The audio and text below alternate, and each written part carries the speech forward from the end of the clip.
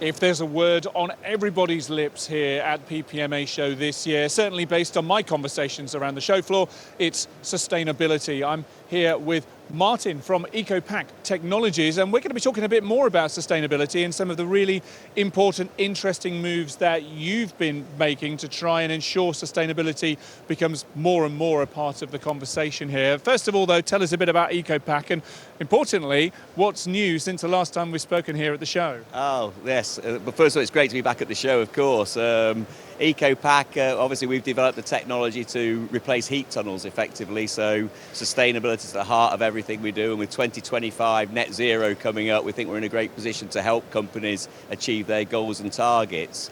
We would also like to announce this year that we've got a major new funding from Alt Alliance Inc. in the USA, which is going to allow us to take this technology not just out through Europe, but out into the USA as well. Fantastic.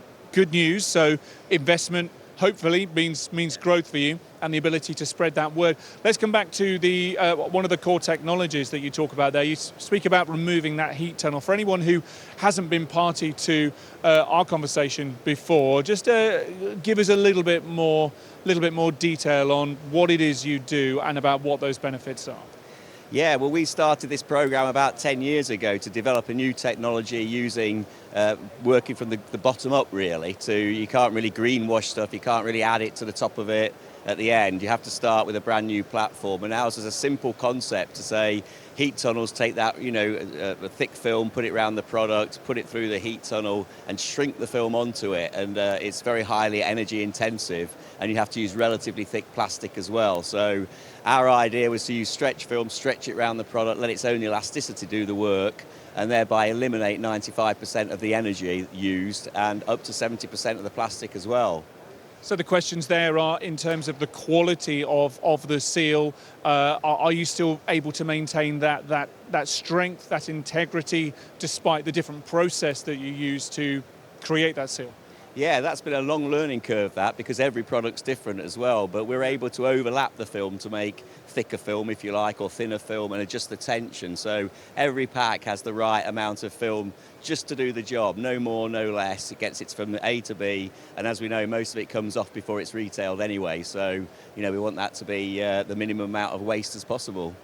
Change is difficult, particularly in industries where there's a lot of investment in existing technologies, existing packaging solutions, and people are wanting to sweat their assets, understandably, as much as possible, particularly in economically challenging times.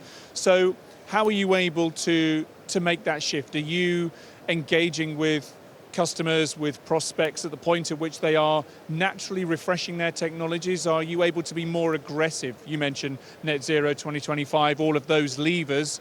Is it a question of carrot and stick? What's your kind of way in here? Yeah, that's a very good question. We have a very simple philosophy, really, that if you use less of everything, it will be better for the environment, but it'll also cost less too.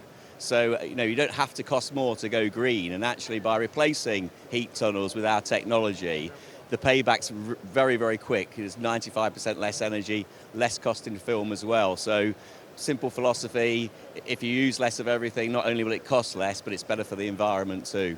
Yeah, and I guess that's pretty easy to quantify in the short term.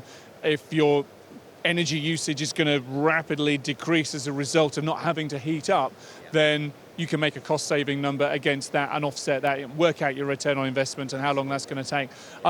Good stuff. Thank you for going over that once again for us. You've just got a quick demonstration demonstrate. You've got an example of one of your lines here that you might be installing with a customer here. What's been the response to visitors to the show this year? Because you've got a pretty extensive stand here this year. We have indeed, yeah, and I hope you like the green theme that we're pushing as well. And we've had some fantastic responses, really. Yep. Part of the thing with the new technology is that people aren't obviously instantly notice what it is, really. But once they get to understand what we're trying to do and what we're trying to achieve, it's been fascinating. We've been very, very busy. The show's been fantastic for us. We're looking forward to following up on all these leads and talking about our unique proposition. Well, listen, Martin, everything that you share here is incredibly relevant, and I'm sure we'll be having even more of these conversations maybe in 12 months' time when we see you again, maybe in 48 months when we see you again. But for now, thank you very much indeed for joining us. No, thank you very much as well. And it's been a great show. It really has, yeah. Thank you. Pleased to hear it. Thank you.